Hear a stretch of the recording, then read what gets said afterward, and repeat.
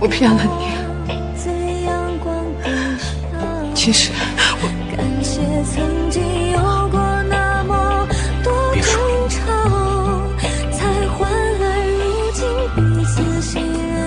何锦熙，我告诉你，不管以前你经历了什么，做了什么，我都不在乎，都可以原谅你。我不会让你离开我的。感谢曾经有过那么多胡闹，才换来如今的回忆，割舍不掉。你就是你，你是我顾惜成的老婆。成为你的骄傲。